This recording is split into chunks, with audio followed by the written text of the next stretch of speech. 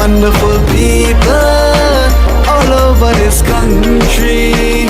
She is a beautiful Guyana will become the next Dubai, and we, the citizens of Guyana, are super excited to benefit from our homeland the same way the citizens of Dubai benefit from theirs. This is what life is like for citizens from the Emirate of Guyana will become the next Dubai. with wonderful people all over this country. She is a beautiful Guyana. Good evening, everyone, and welcome to Globespan Television.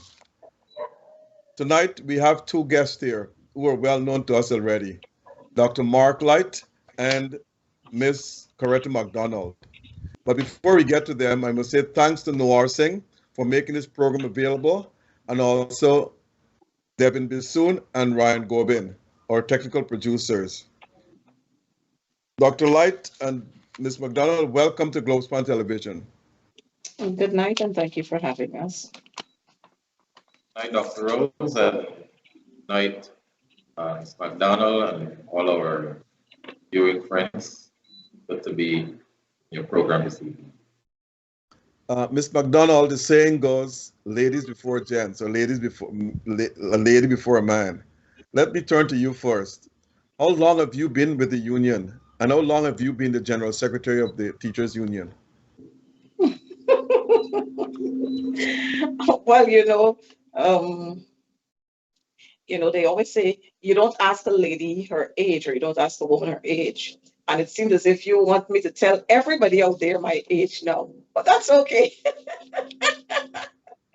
No, I I don't need. have been in the teaching profession since 1989. And Okay, since then, I've been a member of the Guyana Teachers Union, a financial member, that is. Um, I've been General Secretary since 2006. okay. And Dr. Light, you, same question? Yes, like Sister McDonald, I've been in the teaching fraternity since 1991. But more specific to the question, I've been president since April of 2014. Okay, thanks. Now, we have some breaking news, which I'll turn to first. The Ministry of Education, I think, announced late last week, your Chief Education Officer, Saddam Hussein, saying that headmasters no longer will have to teach classes in the classroom. They will have to manage the affairs of the school and then make periodic visits to classes. Dr. Light, what do you think about that? I think it's a good initiative to have head teachers free of the responsibility to supervise their schools adequately. As you know, our schools in Guyana are very large in terms of the number of students in the school per se, and we also have a large influx of staff members, both academic and non-academic staff.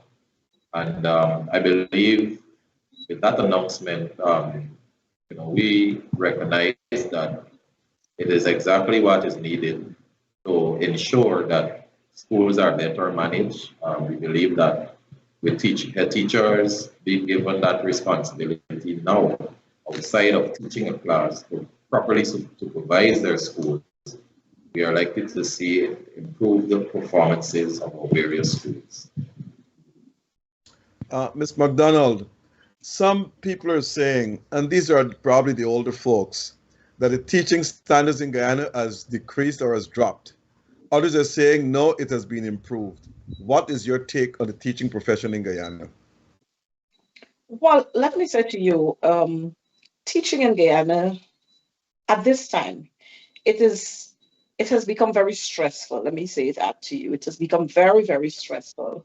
And I'm saying that because if we look at what's happening in the education system at this time, many of our educators, they're opting for early retirement because they can't deal with the pressure, they can't deal with the stress. And I think if we were taking a better approach to education and the management of education, then our teachers would not feel the blunt of what they're feeling at this time.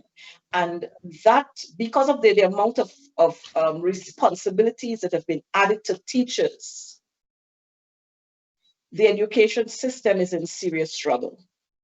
Because when we have our experienced teachers opting for early retirement, and this is not at the level of head teacher or deputy. We have head senior masters, heads of departments, and specialist teachers who are opting for early retirement. As long as they get to that age, they're opting for early retirement. And that in itself is worrying and saying that we should start looking at exactly what is causing this. What is this urge that is causing teachers to want to retire at an early age? When you say early retirement, the teaching age to retire in Ghana is 55. Are they going before 55. 55? So teachers are opting to retire at 50. Providing they have the years of service for the pension and everything else. Well, it doesn't really matter whether you have, once you're there for 20 years, 15 years, 25 years, and so on, as long as you get to 50, you can opt for early retirement. And so teachers have been doing that. Outside of that, there are quite a lot of our teachers who have left the shores of Guyana. We've come to that. And you said there should be a better approach. Let me ask you specifically, what do you mean? All right. You just talked about breaking news. And that in itself is not breaking news, but like everything else, we welcome that the implementation of that. That has been around for a while, where teachers, head teachers, it's not every head teacher in a school who teaches classes. And so with that now being official, it's going to definitely ease the pressure on head teachers, as well as some of our deputy head teachers, where they don't have to perform administrative duties as well as having to teach classes. And so the approach we should have been having is engaging our stakeholders constantly, and not just engaging when we want to push something down their throats, if I can put it in that way. But the thing is, in everything we do, if we want maximum success, then consultation is the best approach. And from that approach, then we hear from all partners how they feel about this, if we implement this, how it will work.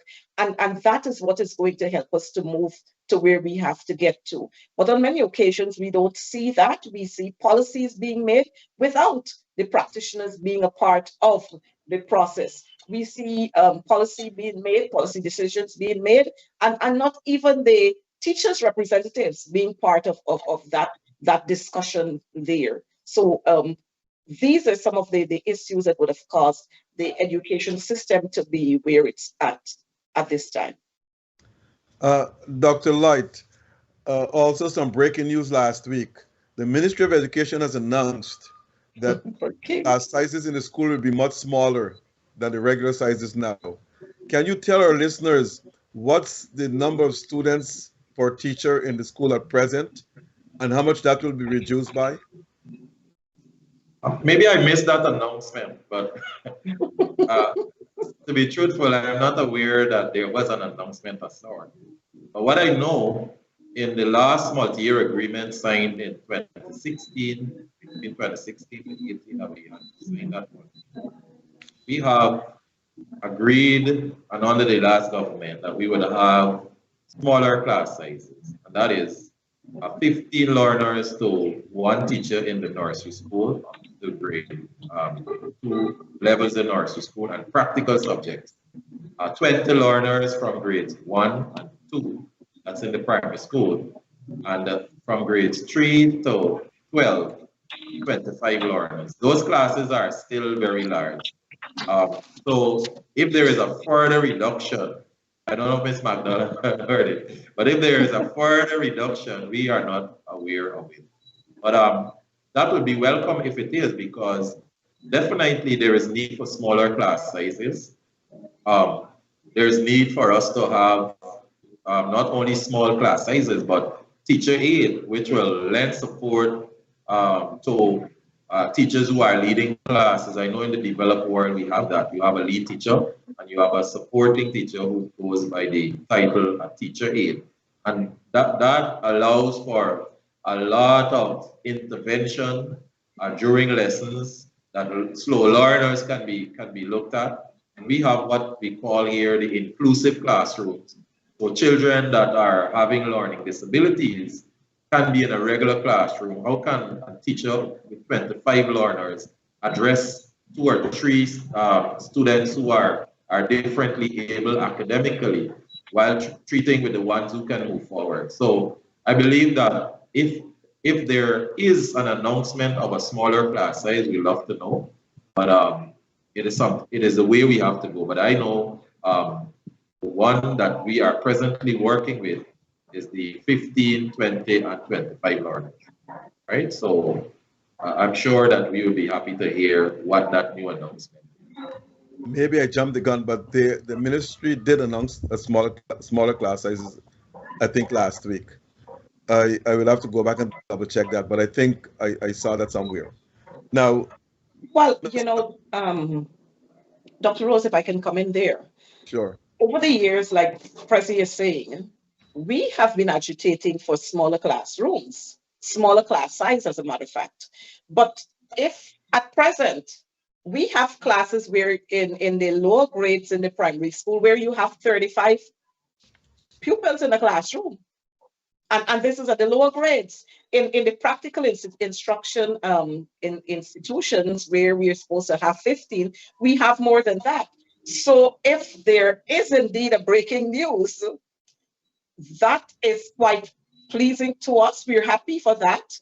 And our teachers are going to be even more happy, because I can tell you what, just a Friday, I visited some classrooms, and this is at the nursery level, and they had 25 in their classes. As a matter of fact, the teachers there complained that they had two special needs pupils in the regular classroom, and they were wondering how they were going to deal with this. So if we're having that breaking news, I'm happy for that breaking news, and I'm hoping that that breaking news will transcend to the schools, so that the proper arrangements can be made. And I'm hoping with that breaking news, we're going to have furniture being sent to the schools. And that in itself will include more additional space in those schools to accommodate the 15 and the 20 and the 25. So breaking news is all right, but the implementation of the breaking news is another problem. Okay. That's another issue. Okay. Now, you spoke about consultation. I'm believing that you're talking about between the ministry and the union. So let me ask you this question. Mm-hmm. What is the relationship between the Ministry of Education and the union, the Ghana Teachers Training Union? Well, let me say to you, the relationship is a complicated one. And it's complicated in the sense that we agree, or we are consulted fully on some issues, but there are other issues where there is no consultation, little or no consultation. And so if we're talking about sports and pushing sports and getting ready for our national championship, yes. Oh, wow. Don't talk about the relationship there. We got asked for better. If we're talking about notes of lessons and the same issues with teachers having their weekly council allowances and so on, yes. But then when we come to other issues, the Islam, and let me bring this one here. Recently we saw the Minister of Education and her staff, they have been distributing grants to teachers. And this is not grants to schools, but this is grants to teachers within the school. That one, there was no consultation with the GTU. And so we weren't given a chance to say whether we like the idea or we don't like the idea, or it should be done in a better way. But we are seeing our teachers being issued with sums of monies for their classrooms. That has quite a lot of questions, but we're not going to get into that here. But I think that came about because teachers were claiming that they had to take their money to buy materials for the schools and to buy toiletries and so forth. I think this complaint was valid throughout the country. So the Yes, ministry, If I may, in our multi-year proposal that we have presented, item number 13, mhm. you will see that the Guyana Teachers Union has been clamoring for a long time to have all education districts give grants to schools. So I do not see that there is an issue with grants to schools because it would mean that more resources will be provided, and that's a fact. And it's something that we've been asking for. I think what Sister McDonald is mentioning is that consultations are taking place in several areas, but there needs to be in these critical policy issues, especially on a matter like this, because what I would say, and I know for sure that there is a circular in the education system that says teachers are not to be recipients and Mhm, spenders of funds. mhm. And I would be pushing to ensure that that circular is addressed.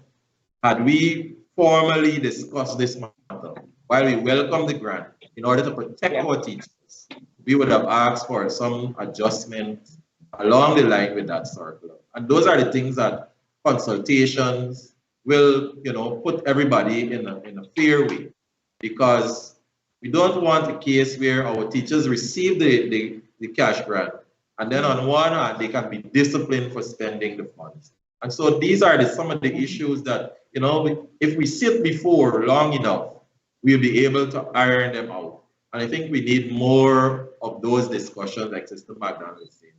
There are discussions taking place. Sometimes it's a call, sometimes it's a formal meeting. And we have a way of engaging the ministry. And so somehow now I will tell you, we can call officers, we can engage them to get certain matters done. But when it comes to certain issues that we know can have serious implications for our teachers, we have to address those in formal session. Because I'm giving you a typical example. While we welcome the grant, we would not want to see any of our teachers being penalized for spending the grant.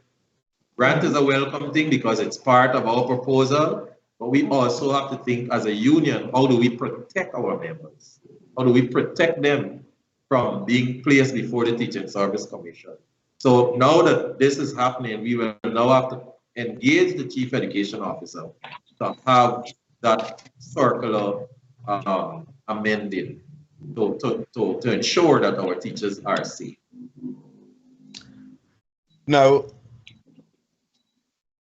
Ms. McDonald, you mentioned that there's consultation on certain issues, but why do you think that they're not consultation on all issues? What's the reason? What's the reason you think it's not happening? Well, let me say to you, matters of finances, and when we talk about finances, let me get straight to it. When you talk about salary increases, that doesn't fall under the purview of the chief education officer. I don't even think the permanent secretary can say to us what salary increases are going to be or what they're not going to be. And so we always have this back and forth, where you have to go to your principals and return to us and go here and go there. And so those are the issues where that's one of the issue where, or one of the conditions or so that we're not having discussions on at the level of the Ministry of Education.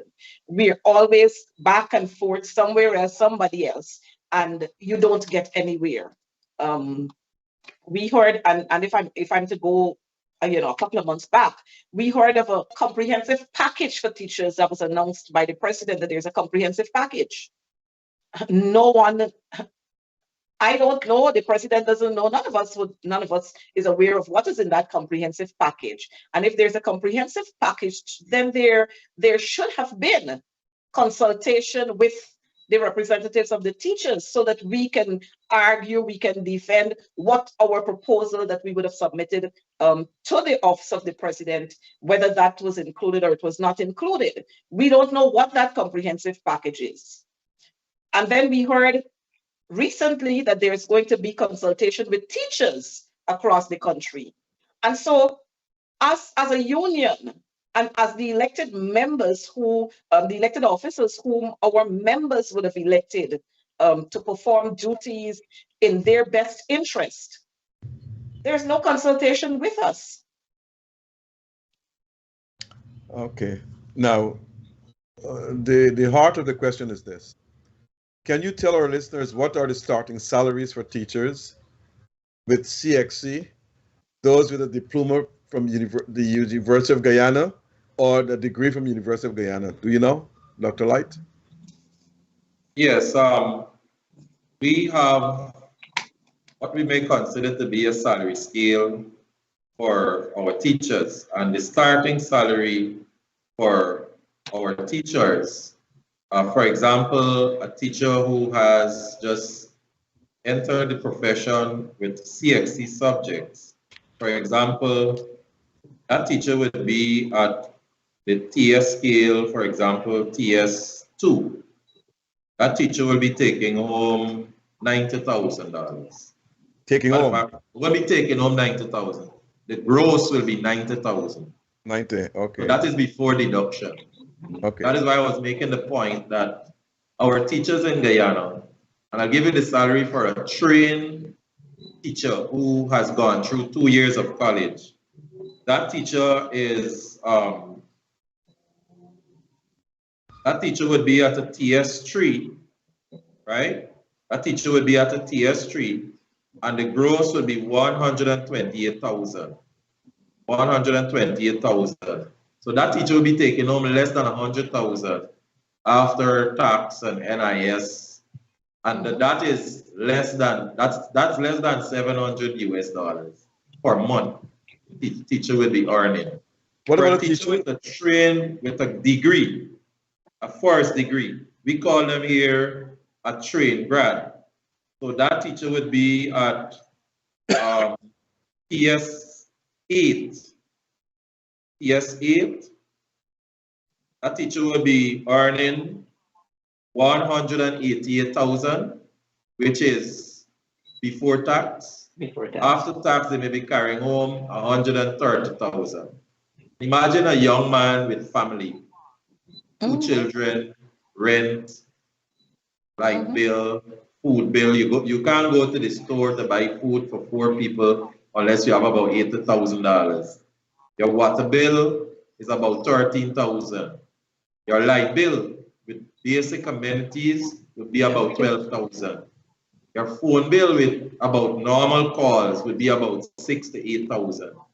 So there's no scope for entertainment, for sending your children to school, educational costs. So while the salary may be sounding high, and we're talking 188,000, is looking somewhere around about 900 US, not 1,000 quite, but 800 or 900 US for a trained graduate teacher. And here you're talking about somebody having to spend that money to send their children to school, to pay their mortgage or rent, and we are not dealing with the issues. So as Sister Magdalena said, the real bone of contention here is how do we address the salary matters for teachers? We have had no movement other than impositions for the last 3 years. Every year end, there's an imposition, in spite of the fact that our proposal was presented in August of 2020. And the Ministry of Education seemed only able to deal with policy matters. When it comes to negotiation for salary, it falls somewhere else. And so that is the real problem. Why our teachers are frustrated, and the union has to represent its members, right? When it comes to salary, and there's absolutely no discussion on percentages for increase, despite the high cost of living here. And I've only shared with you 3 categories. And if I go down for the head of departments, SMs or senior masters and mistresses, deputy head teachers and head teachers, you'll find that they too are earning very small salaries, that they cannot really survive and live a normal life.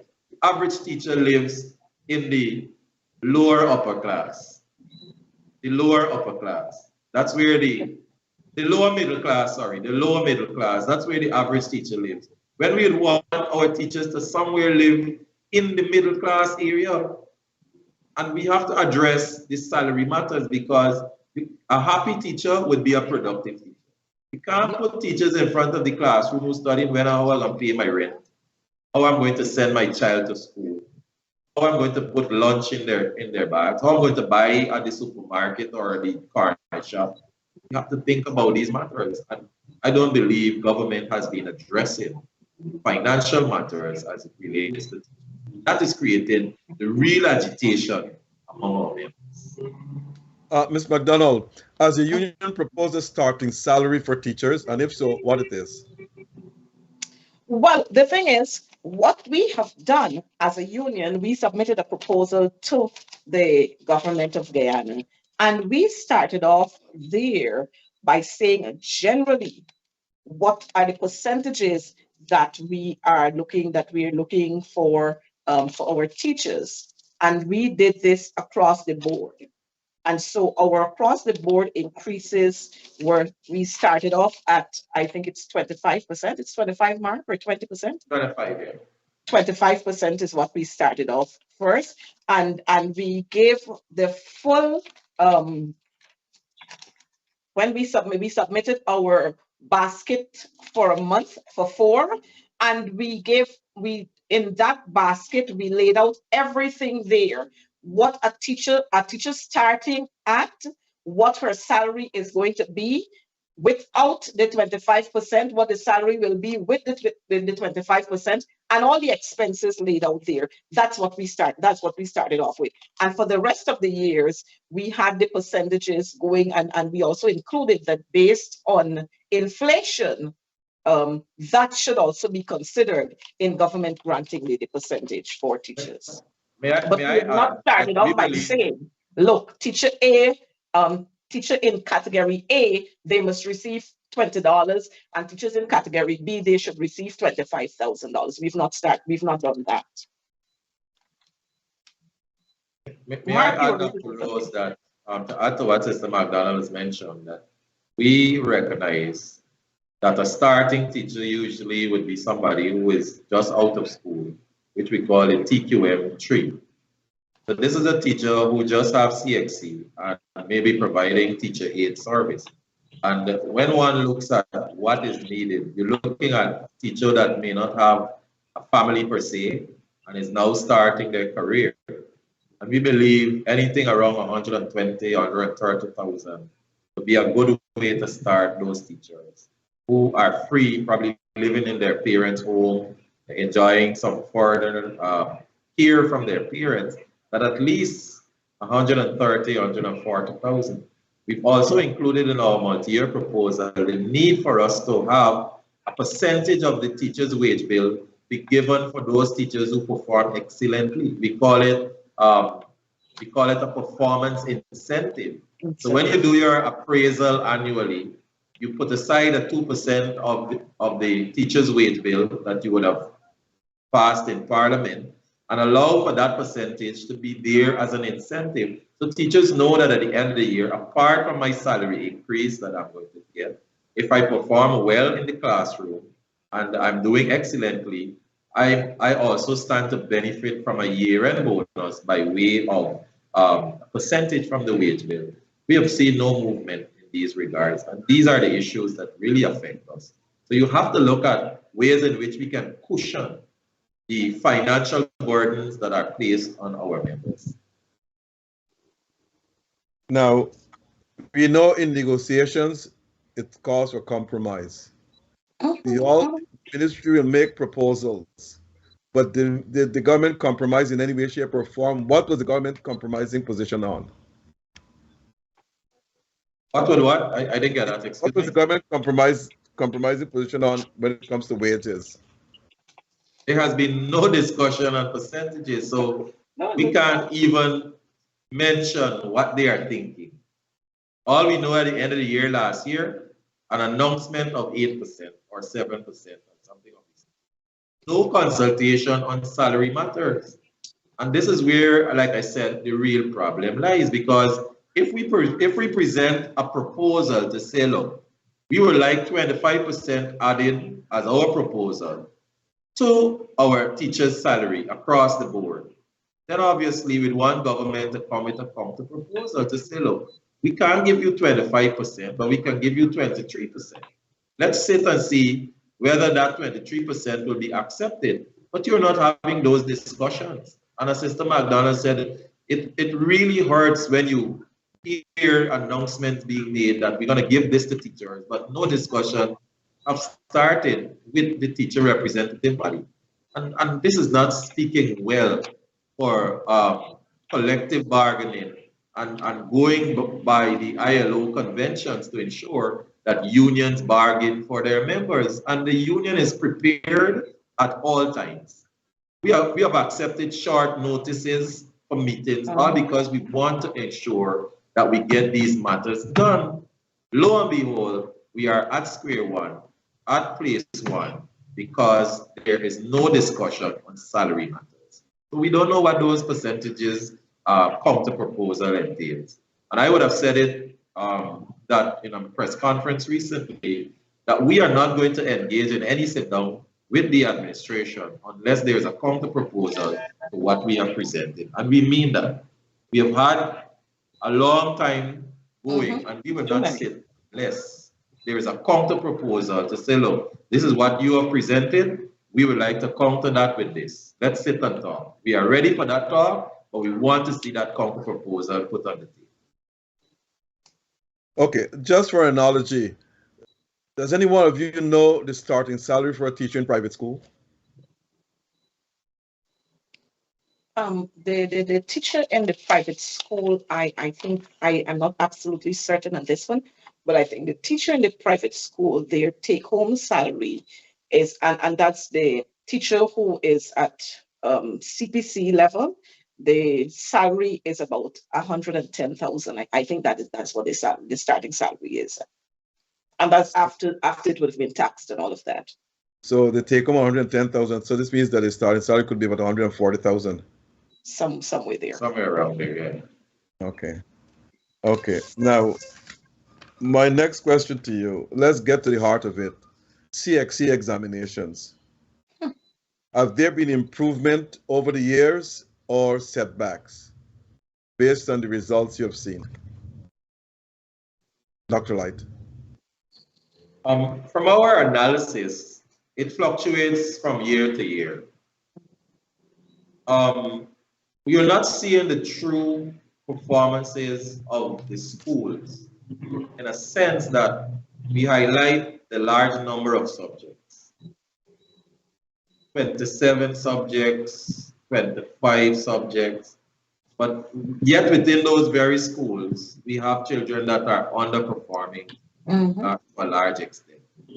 And so it is not put out there as to what would be the overall percentages of passes. I think there's a lot of work that needs to be done in the area of mathematics and language, so we can have more matriculation taking place at all the levels of schools.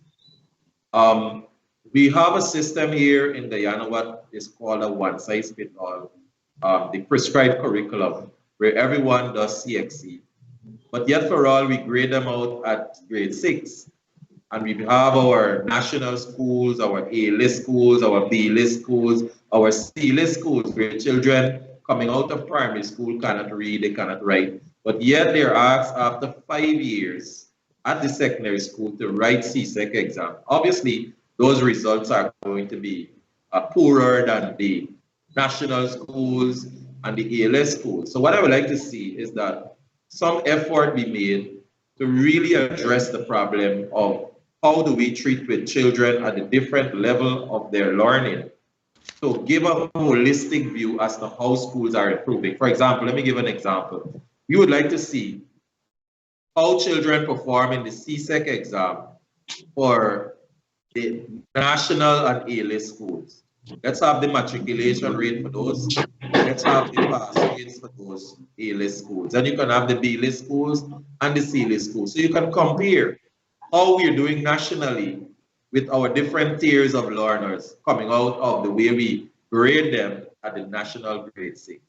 And maybe that will give us an indication as to how we address the slow learners in the system, how do we address the high flyers, and how we address those in the middle.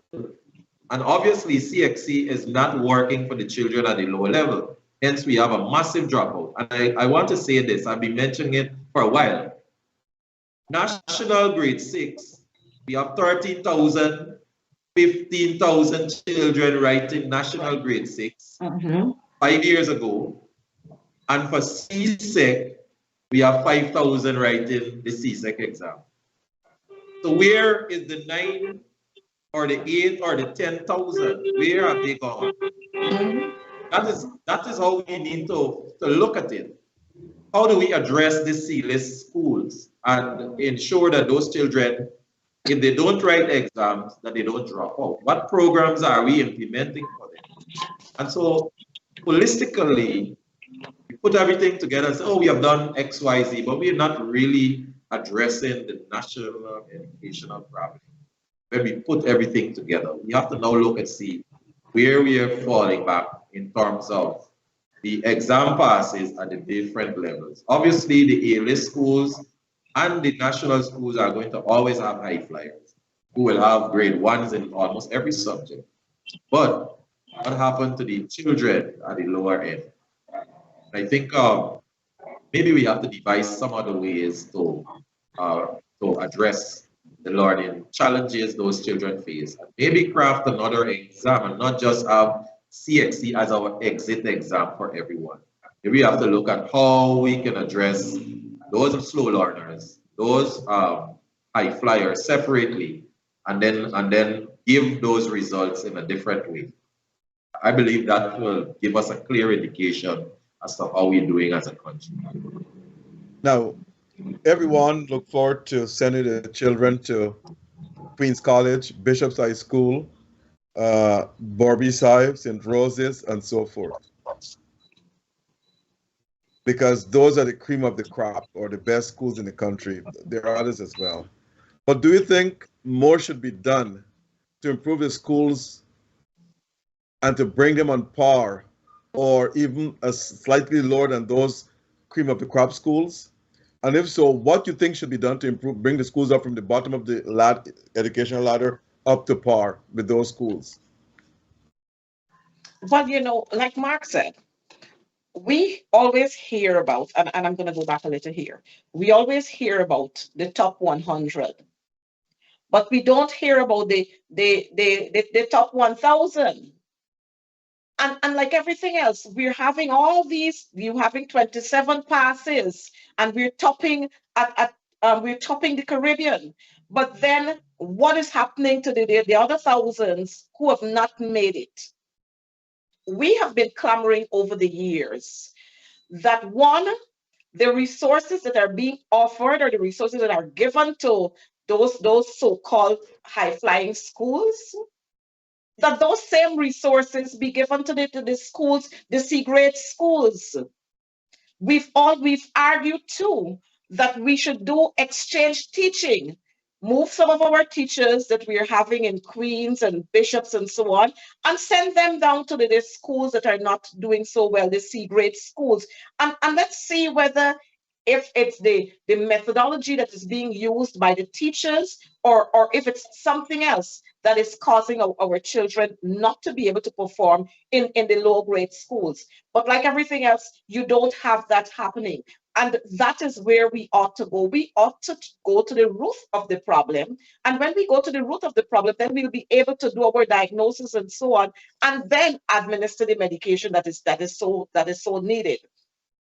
Again, in the attention the kind of attention we place on the high flying schools, quote unquote, ministers visiting, we see our CSEC results are being announced, and the top student, the minister they go off to the student where the school where the top student is from, or you invite them to a forum. But you don't see anybody going to, and I'm going to use this school very loosely here, you don't see anybody going to West Drumvelt Secondary.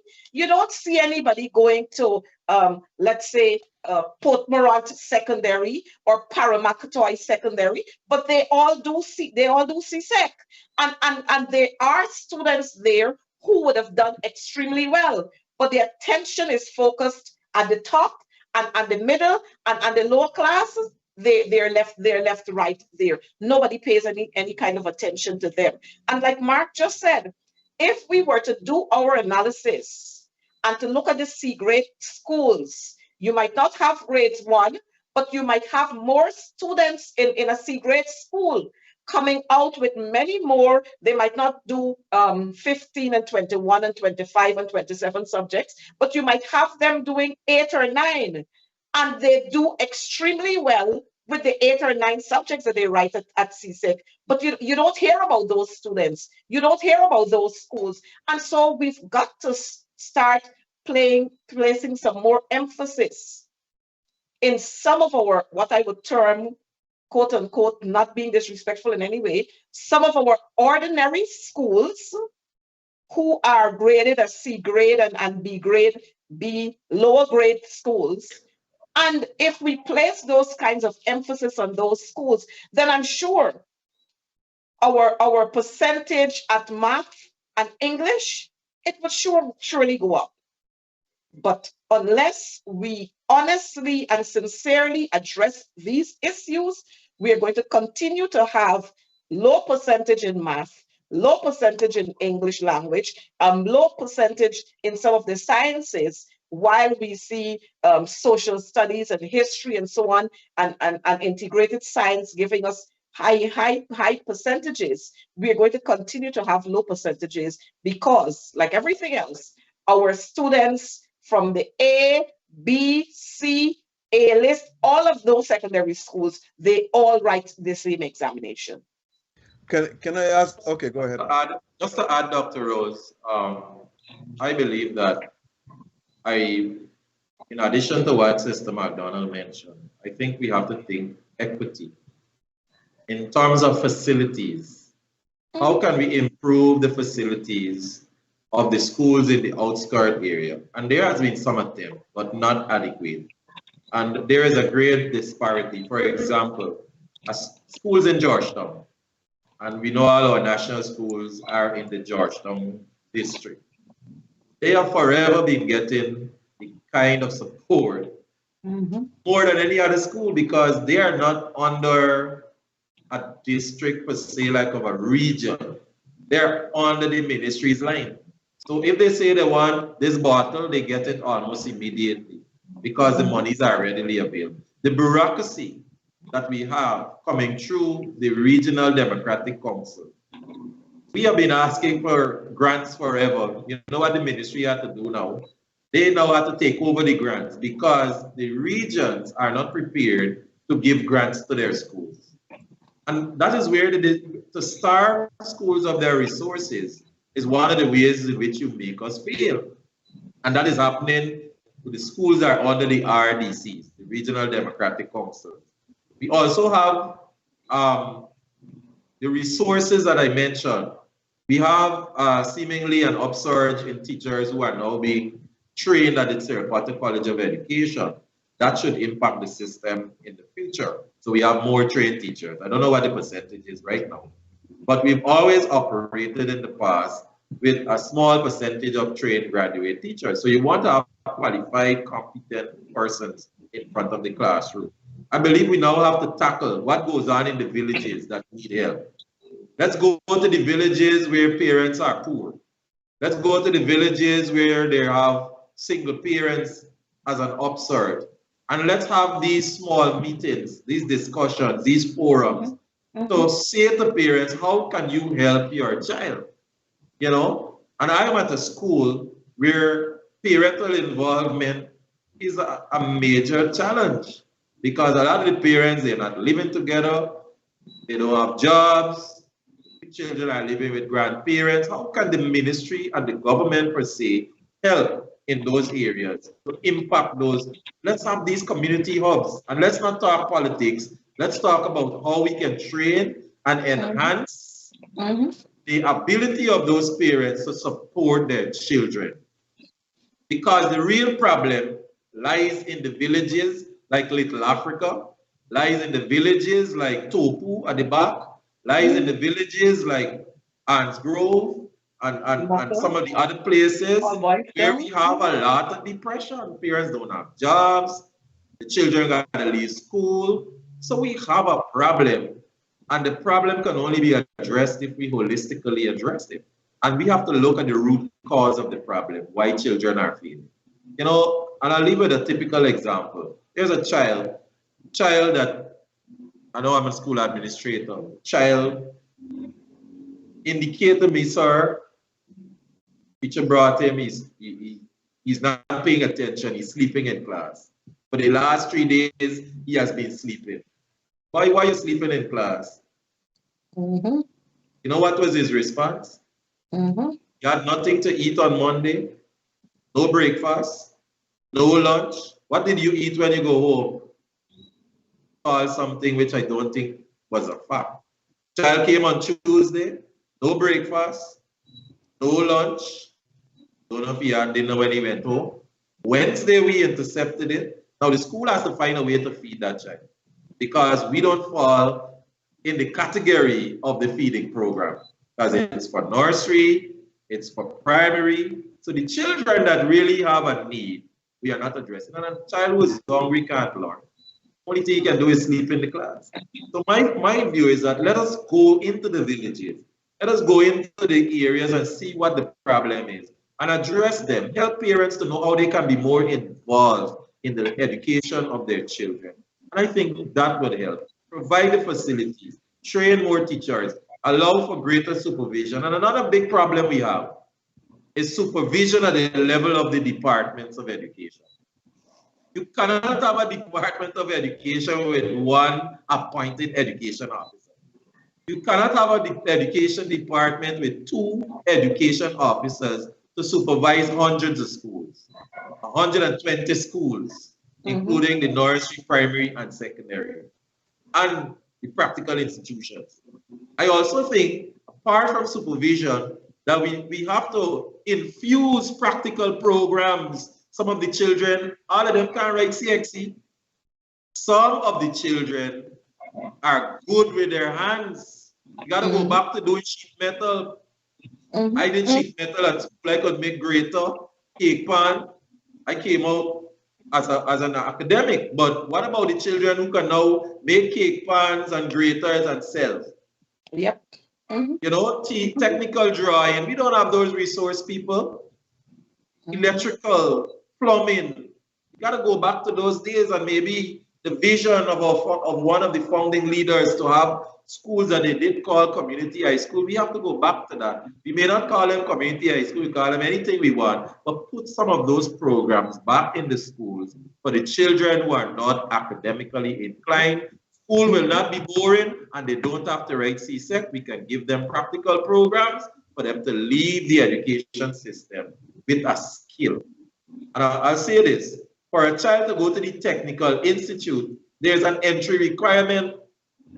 You gotta go and sit down and write an entry test, maths and English. So if the child ain't like the regular public school, because I ain't like academics, I can't go to technical institute. So there's a block all around. So we have to address holistically how we can meet each child. And that is where we speak about equity. It can't be a one size fits all. We have to look at what is happening. Sorry that I took long, but I just needed to. That's okay. That's okay. I want to say this, and Dr. Light, you know, I'm from the Macedonia Chopper District, and I know the government the ministry is providing breakfast for the kids there, but the provider is not giving the kid adequate breakfast, so that money is not spent on the children. Maybe they're siphoning that money for themselves, because most of the kids go there to get a small cup of cereal with no milk. This is what I was told, but I was there myself and I saw it. So these kids are struggling. The ministry is doing this, but no one to check to see these kids are getting the adequate meals to help them through. But I also did a check of most RDCs when I was in Guyana last year, from coast to coast, almost all 10 regions. RDCs don't have trained educators to run any program in education in none of the schools. They have a chairman, he might be something else, an REO. They don't have no one trained to administer schools or to help schools adequately in any of the region. So the ministry has got to come in and take over education in all the regions and can't rely on the RDCs. But let me ask you this question though. This guy that this student that got 27 subjects, he's from Escribo. He had 22 grade one and 5 grade 2s. Something of this. Now, what school he came from? Was that what you call A-list school? Is the best A-list is the best schools, am I right? Yeah, he came from the A-list school, but that child may have passed to go to QC or Bishops, but choose to remain in Essequibo at the Anna Regina Secondary School. So Anna Regina Secondary School is, I think they call it a regional school because that and Abramsville would be the two lead schools in the Essequibo, like Multi and Borbisai in Borbis. You have those regional schools, but they are what we call the A-list, right? So they receive the elites for that region in terms of the academic performance at the national grade 6. But if a parent doesn't want to send a child to Bishops or Joseph or Queens or Roses, they keep the child in the region and the child may go to either Abramsville or Anna Regina Multilateral. Okay. Now, I grew up in Montreal, and I know in 1968 they had schools that were higher than other schools, and I'm not going to go about calling the names, but in 1968 they had a reform program there, where the ministry, where the provincial government said this class structure in schools has to be removed, and they brought all the schools at the bottom up, give them the resources, the teachers, and everything else. So Montreal in the 70s and 80s did not have a school that if you go to Rosemont High, it's better than the one in Outremont, but no, they're all on the same level. So students could have gone to any high school in Montreal and get a good education. My kids went to high schools in Montreal, and they didn't say, well, go. There was no A-list school or B-list school to go to. They go to the school because all were equal in producing their students, and they turned out to be extremely well. So the government has got to try to bring those schools up at the bottom of the educational ladder, at least somewhere closer to the ones that they call Bishops and QC and all these schools. Because if you don't, you're going to have more school dropouts. But I'm coming to that just now. My next question to you all, do you think the teachers training college is adequately training teachers to teach? Dr. Rose, I think you're being very malicious. I I'm think you not. know these, and I think you know these answers, but you No, just want no, us I to say don't. it. But let me say to you, and I'm just being funny there. Let me say to you, let me start off by saying this. At our teachers training college, our lecturers are being paid $1,000 and $1,200 per hour to teach. Now you work that out and you tell me if you're going to have the best of the best lecturing at the teachers training college, or if they're going to give of their best when they're receiving $1,000 and $1,200 per hour. And so right away, we have issues. Right away, we are not attracting the best minds to work with our trainee teachers. So we don't have them. Those that we have, like everything else, they are teachers. And so they too have to do the second and the third job. Outside of that, there isn't adequate resources available to them to perform their duties. And so what you might find happening, and now it's even worse, where we are doing classes online, you see work being put on the screen there, tasks being put on the screen, and the students are there and they have to hustle there and check out here and check out there to get the task completed. And so the answer is no, we don't have adequate persons to perform the job at the training college in terms of lecturing there. And in another sense, we don't have highly qualified persons who will lecture there.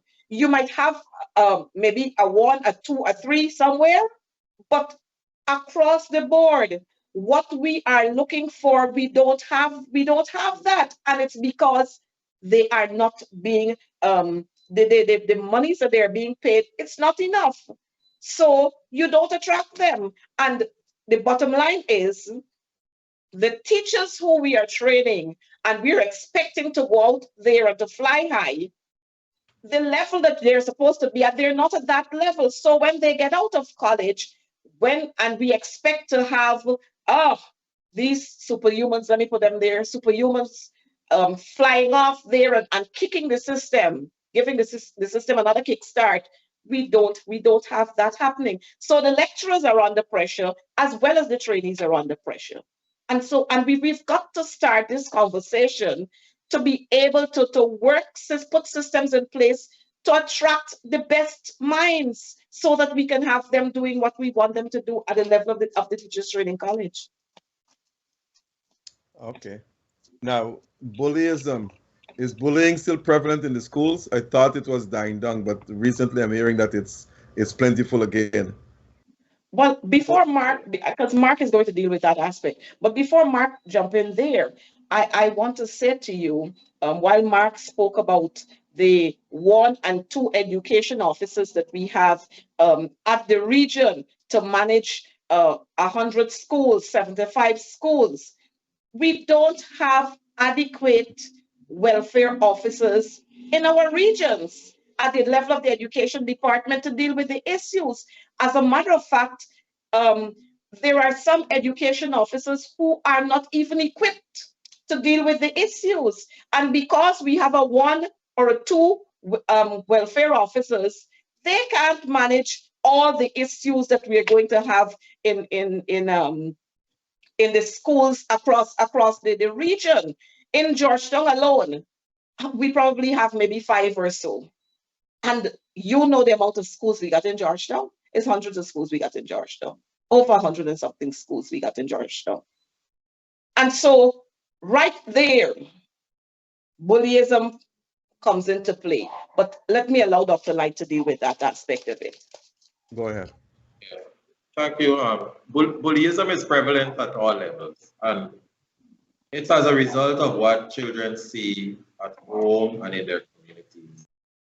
A lot of violence in the home, mother and father, siblings, and they come into the school system and they enact the same kind of behavior thinking it is normal.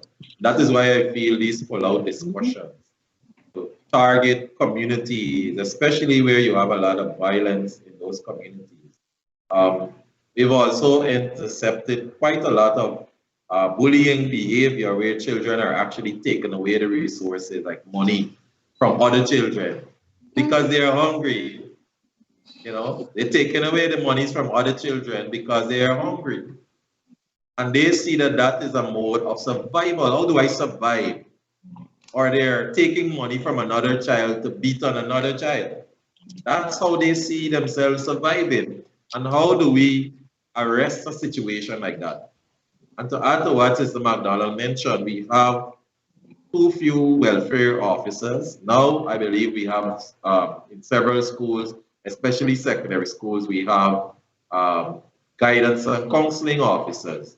My issue with the guidance and counseling officers, it's the first time some of them are working. They are not mature, their first job, and so they too have to be guided to be a guidance and counseling officer. So at the end of the day, it falls right back into the lap of the education of the head teacher and the staff of the school. While they may need time to develop and master what they have learned and put it into practice, we are seeing the behavior continuing. So I think it has to be addressed nationally. It has to be addressed by communities. We have to spend more time engaging parents. We have to spend time engaging children. And we have to deal with the crux of the matter. If children are hungry, they are going to act in a way that they feel they can survive. And I can tell you from experience, monies are taken from children because that's a survival mode that some cannot. What about school dropouts? Dr. Okay, Rose, if you'll allow me, you know, last school year, we had a school in Georgetown where a gang stormed the school.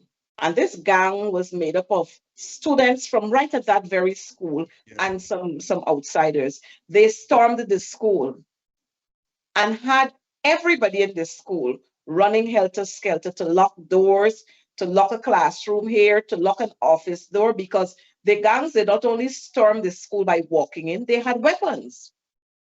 And so this is where we are at this stage. I'm sure you saw the two videos, the one with the little girls, well, not so little girls, and the one with the two boys. And that is what teachers have to deal with schools. Now, teachers are there to teach, but how do you deal with a violent little boy who would say to the teacher, don't come outside, you'll see what I'll do with you. Again, parent involvement. We don't have a whole lot of that.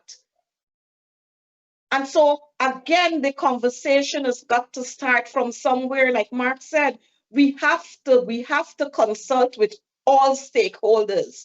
And this should not be a one-hop thing. This should be a part of the school's program, or a part of a national program, maybe one or two or three ministries combined together, and we do this on a continuous basis, so that every now and again we go out into the community. And so you have, if we're going to use the Ministry of Education, we have the teachers representative, we have our teachers there, we have our parents, we have social workers, and we go out there. You're going out first on a fact-finding mission. And then when you would have gathered enough information, you sit and you work out a plan how we are going to do this. Okay, this is a depressed community, lots of single parents. How do we help them? How do we talk to our single parents? And so what we're seeing playing out in our schools, like Mark rightfully said, is what is happening in many, many homes, what is happening in many communities. And for the children, it's acceptable behavior. So when I come into school, if I'm being bullied at home, when I come into school, I will find somebody who I could bully, because this is what is accepted. Again, we see, we're seeing a whole lot of domestic violence in our community, in our country, quite a lot of murders and so on. And these are all issues that we need to address. Imagine a child standing there and seeing his or her mother being stabbed. A child standing there and seeing 5 or 6 men rushing into their yard, pulling a gun out, shoot their father, shoot an uncle. The child is there and marijuana is being sold. And so these are issues, social ills that we have to address, and we have to start the conversation. It's good to sit on television and have radio programs and talk about this and talk about that, but we've got to go down there in the streets. We have to go out into the communities and talk to parents, talk to our children, have all sorts of awareness programs so that we can deal with this whole issue of bullyism in school, bullyism in our communities. What about school dropouts? Is it still high in Guyana? Very high, very high. And you know what? Many times we try to hide our heads in the sand, and we try to do all sorts of cosmetic things, thinking that we are going to ease the problem of dropouts. But I think Mark did mention it. The students are frustrated because not many of them are academically there. Quite a lot of them, they can do stuff with their hands. But when you bring them to book and pencil and pen and pencil and pen and book and all the if, took, came and went that you want to give them, and they're not there, then it's obvious they're going to drop out. If they don't have food, their parents can't afford to buy uniform and to pay for printing of some page or something, they're going to drop out. And so we have that happening in our schools. You know what we did the other day? We went out there and we sought, we looked for all the students who weren't going to school. I think it was sometime during COVID or just after COVID. And we want to give them this and we want to give them that and all kinds of things. And they got grants. And by the time they collected the grants, 2 weeks after, some who did not even come to school for the whole term or a year, they turned up for 2 days, ensure that their names were marked so that their parents could collect the grants. And by the time the parents collect the grants, 1 week after, back to square one. And what did we do? Nothing about it. And so it's not just a one-hop thing, but we must be continuous with what we do. I read. Just, Go ahead. just to say that this school dropout issue is a real problem. And as I delineated early on the different levels of schools, a listing of schools, and it is much more prevalent in the C listing of schools. So one of the ways to address this is to create programs that will be of interest to children. And here's where you will have to now move away from your prescribed curriculum that you set out. So have a one-size approach that every child must write CXC and create programs in several schools to keep children within the school age at school. And I think that would be a real way of alleviating some of the challenges we have with children leaving schools earlier than they should. Now, school dropouts, bullyism, parents have been summoned into school to discuss this issue with their children. And if so, what are some of the remedies or what are some of the recommendations made to prevent school dropouts and bullyism? Being active in the school system in terms of managing school, I can tell you that that is the first step that we take. And generally, we advise our teachers, when a child misbehaves, we engage the parent as a first step. Sometimes we use suspension or we would use other modes of keeping children in line with the rules. We use counseling. We also would have gone to the extent where children have been sent to the welfare. They talk to them for 3 to 5 minutes. They give them a folder to come back to the school. This is the normal procedure. They give them a folder, they return to school, and they are to have the teachers in their classes to write how they behave for every class thereafter. The real problem is not what is in the folder. It is the follow-up. Because if the teachers write that this child continues to misbehave, what are the steps taken to help the child? And so, Sister McDonald did mention, because of the small number of welfare officers, the problem remains. Unless the school takes it in hand to address this problem front on, there's no support from the agencies that ought to provide the support. There's always a quick fix and a write-up quickly that we did this, we did that, but the problem remains. And I think we have to come to a position where we understand that bullyism and all these other misdemeanors will occur in school because they are children. And if we don't have this support system for the schools that is working, a support system that will not only prescribe a quick fix, but how do we follow up with the schools to ensure that these children are improving in their performances? To visit schools and have talks with assemblies. You don't have those things happening. You know, sometimes we have to go into schools to address assemblies because it's not happening from the persons who are paid to do the job. So I think that we have to deal with that. Also, parents have been armed. They are armed to see teachers, and they're given this impression, to see teachers as being demonic when we try to discipline their children.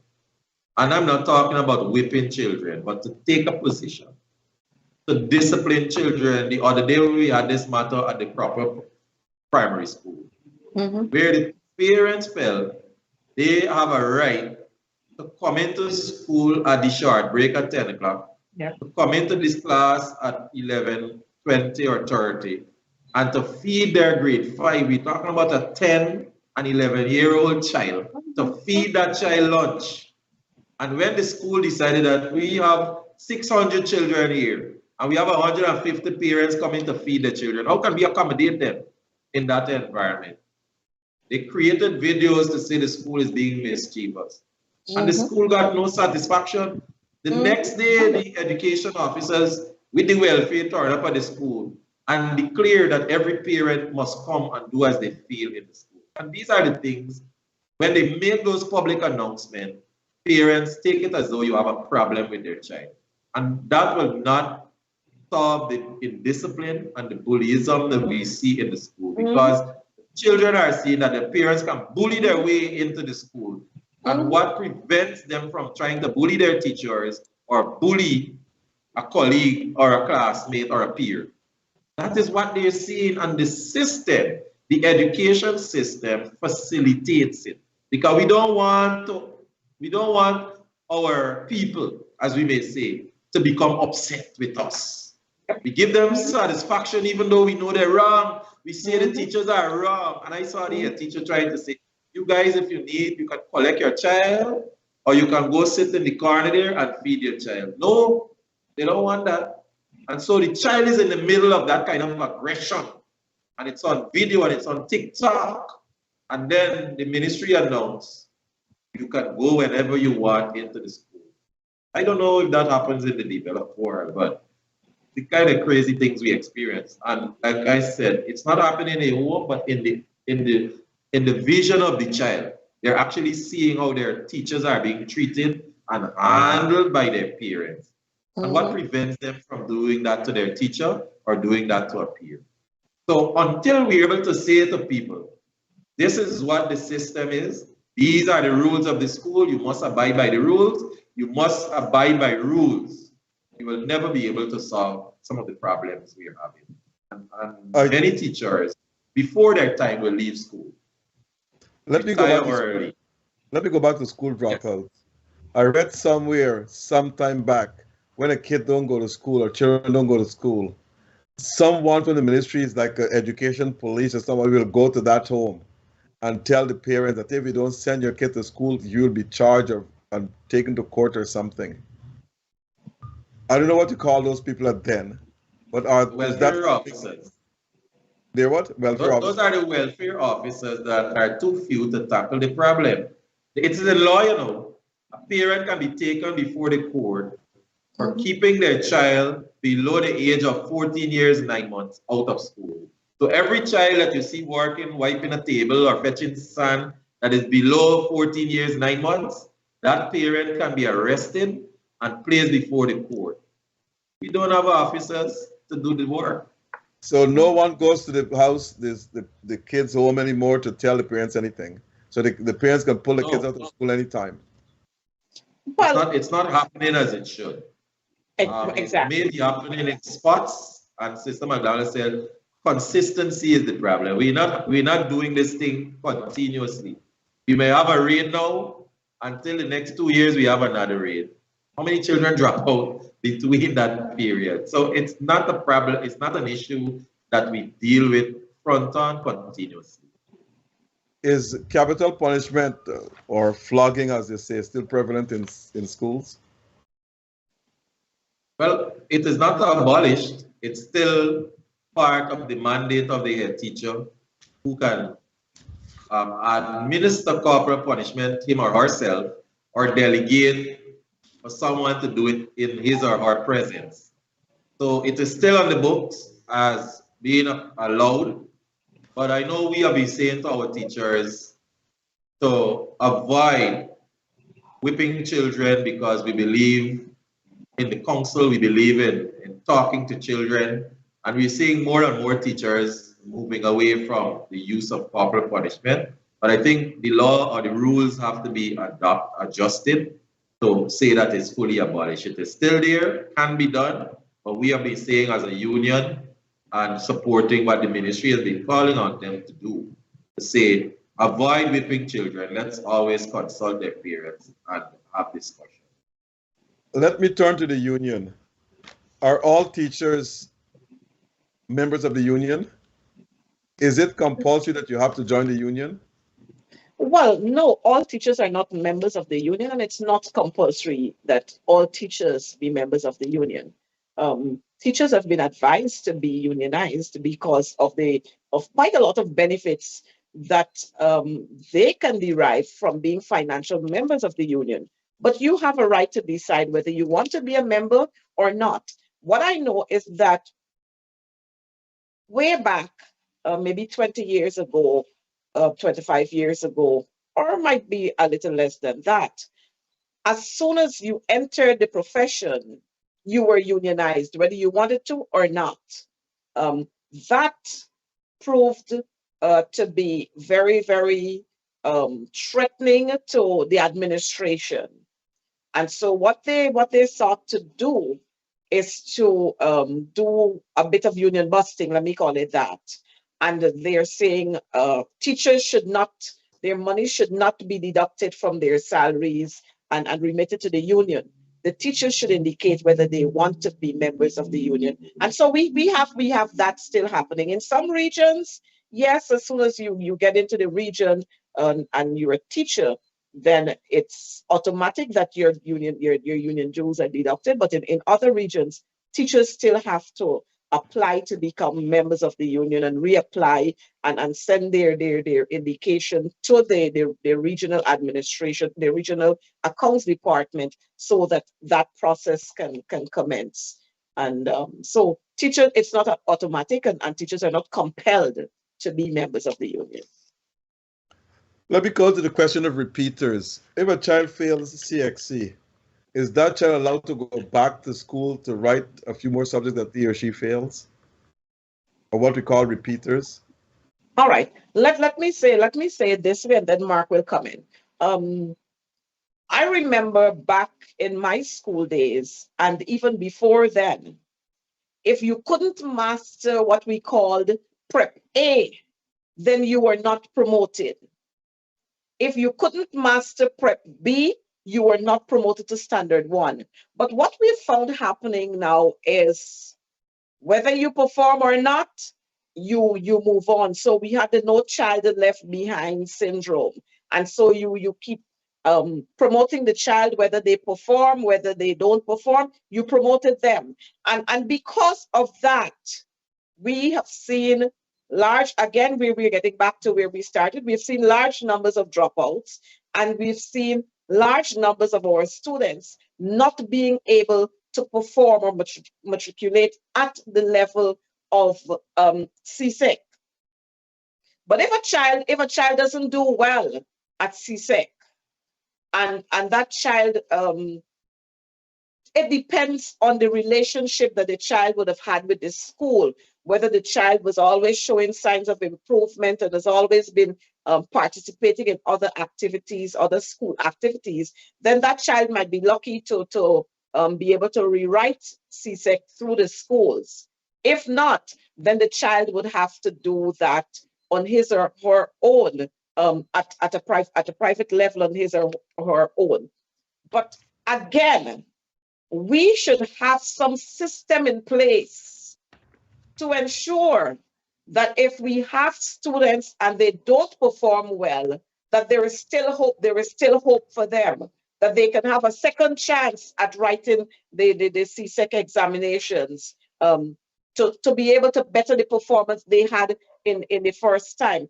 And like everything else, with the shortage of teachers and not having our full complement in schools and having teachers fully equipped to teach different subject areas, we find children not performing well at CSEC. And again, it's all about the conversation. It's all about the conversation and moving after we would have had that conversation. But I'll allow Mark to chip in there as head teacher of a secondary school. Yes, to add to what you said, the schools decide whether they are going to readmit a child to resit the CSEC exam. And many schools have taken a position that they will not allow children. Again, space is a problem, because they have a lot of children who are coming through grade 10 to 11, And then you may also have a large grade 7 intake, so space becomes a problem. And then some children have a bad record in terms of their behavior. So even if you want to assist them, the record that they have at the school or you know doesn't lend itself to them being supported to write again. So I believe the administration of the school, the responsibility now is in the hands of the administration of the school to decide whether we're going to accept children to repeat. And many of the schools do not allow children to receive an exam. They will more direct them to do so privately. There have been some reports that there's a shortage of teachers across the country, and that they point to figures to between 10 and 15%. Is that accurate?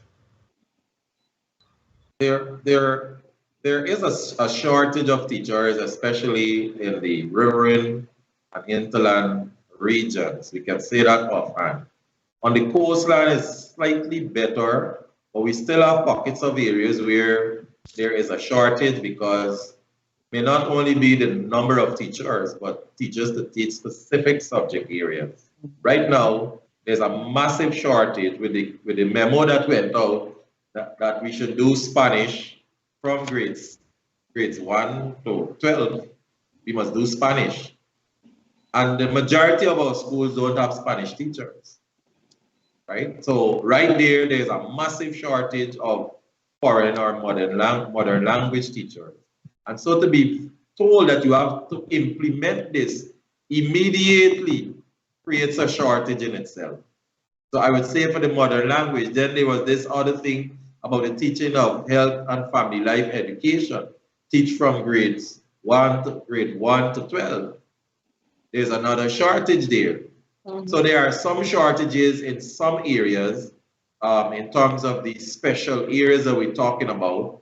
There are shortages in science teachers in some areas to teach like physics and chemistry. Yeah. Although you have trained science teachers, you have a shortage of chemistry and physics. There are shortages of teachers to teach Caribbean history and geography, right? So while we may have schools with its full or seemingly its full complement of teachers, specific subject areas, there's a massive shortage. And you know, many years ago, I said to the Ministry of Education that you have to do your needs assessment. You don't just train people off the bat. Find out what are your areas of needs.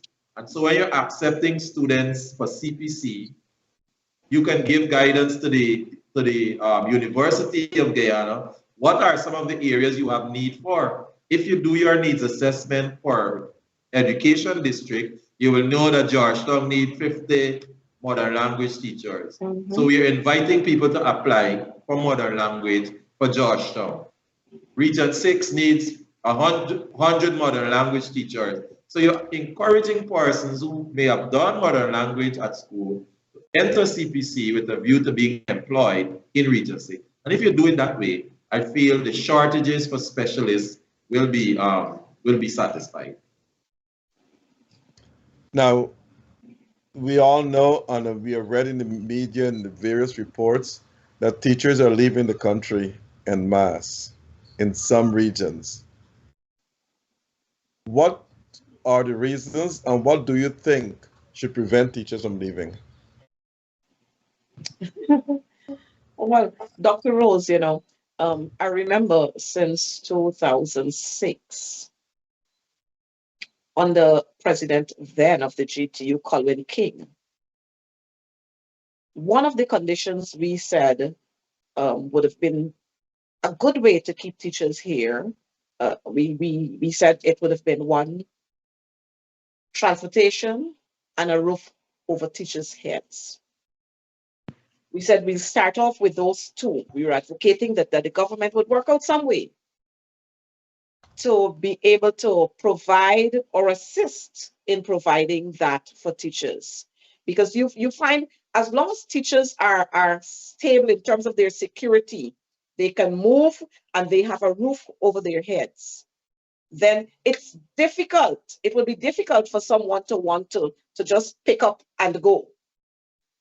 We continue to preach that, but we've not been able to somehow break the knot and to get through there. And so those are two of the reasons why, outside of salaries, those are two of the main reasons why teachers are leaving. Because one, teachers are looking at it this way. I am 38 now.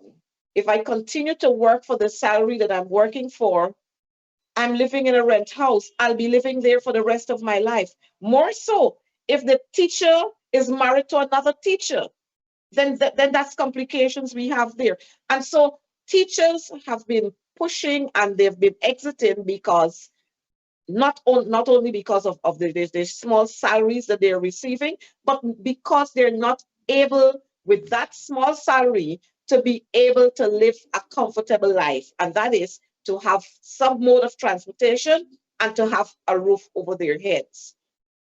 We've also seen the issue of teachers complaining about shortage of resources, and we touched on that all night. Shortage of resources, not being the respect that teachers once had. You don't have that kind of respect being meted out to teachers. And coupled with that, you don't have the kind of support you need from the departments of education. And because of those simple reasons, teachers opt to leave the country. As a matter of fact, I saw some teachers who returned home during the August vacation.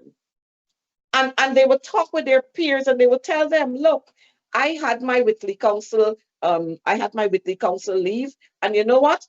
I was able to go to Puerto Rico for 2 weeks. I was able to go on a cruise. I was able to do this. I was able to do that. But our teachers in Guyana here, they can't even go to Kaituro Falls. You know?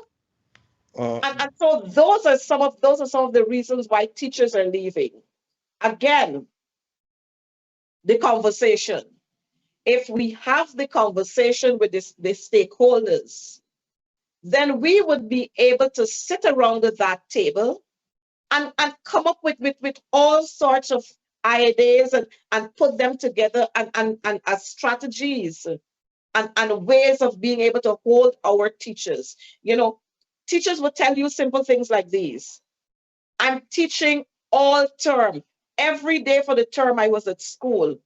Every day I'm there early. And at the end of the term, not even a thank you letter from my supervisors. You know, just recently we had the big announcement of the CSEC results. And what we've seen, big plaques and bouquets and so being given to our students. And the teachers who were there teaching all through, you don't even hear the name of that teacher being mentioned in a statement or something saying, thank you to Miss X or thank you to Sir X, Sir Y for what you would have done for the teachers. We don't see teachers being even given a plaque. Oh, for your good performance at CSEC, the grades your students get. And so for those little things, those are very, very little things that we ask the ministry over and over and over to do. And those are the things, those are the little things that can cause teachers to remain here. You know, at the level of the Guyana Teachers Union, twice per year, we recognize our teachers outside of what we do at May Day and the bursary awards and so on. Twice per year, we recognize our teachers. We recognize them on World Teachers Day, where we, as a matter of fact, not twice per year, because we recognize them at Mother's Day, Father's Day, World Teachers Day, and in December of every year, outside of May Day, in December of every year, we recognize teachers across this country. And we give plaques and monetary awards to our teachers because we recognize that with all the conditions that are not right, our teachers still continue to be committed and dedicated to the task of molding young minds and making them productive citizens. We come to the end of the program. Dr. Light, can you, in your closing remarks, can you tell us briefly what improvements you would like to see in education, in teaching? Yeah, some of it I would have mentioned, but just to put it into perspective, I would like to see more equity in education across the entire Guyana, whether you live in the hinterland or the coastland or island region, to see equity, fair distribution of resources. I would also like to see some more focused training in terms of the areas where we have need. Therefore, we have to figure out what are the needs in the education sector and train accordingly. Added to that, I would like to see top of the list our teachers being properly remunerated and dealing with their salary issues, that we address the salaries of teachers and other salary and non-salary benefits by engaging the teachers bargaining or representative body so that we can come up with a package that will be enticing and one that will induce teachers to do more in the classroom. I would like to see more respect being given to our educators with regards from our employers, government. I would like to see more involvement and strategy being arrived at to look at how parents and guardians can be more involved in the education of their children. I would like to see more facilities being done within schools to cater for the special needs of children who may be academically challenged. I don't believe we have gotten there yet. I would also like to see more support given to schools to embrace what administration believes will work in their education catchment. What works in a Georgetown catchment will not work in an Essequibo catchment. And therefore, there has to be a focus in allowing schools to be able to manage themselves and give them that support that is needed. I would also like to see our administrators in the schools be given less of a workload. I believe we're moving in that direction so that they can provide more supervision towards enhancing the performances of our learners. Okay. Ms. McDonald, in your closing remarks, can you tell me, name three things, and be sure because we're over time already, what you will tell teachers or what teachers should do to improve their relationship with students? Well, three Three things. things that the teachers can do, or three things that we want to remind them to do and to reinforce. One, get to know your students and your parents. Two, have continuous meetings with your supervisors and your parents, because these are the major stakeholders. In addition to that, I would want to see teachers, and of course, I'm going to get a lot of flagging for this, but I would want to see teachers give even more.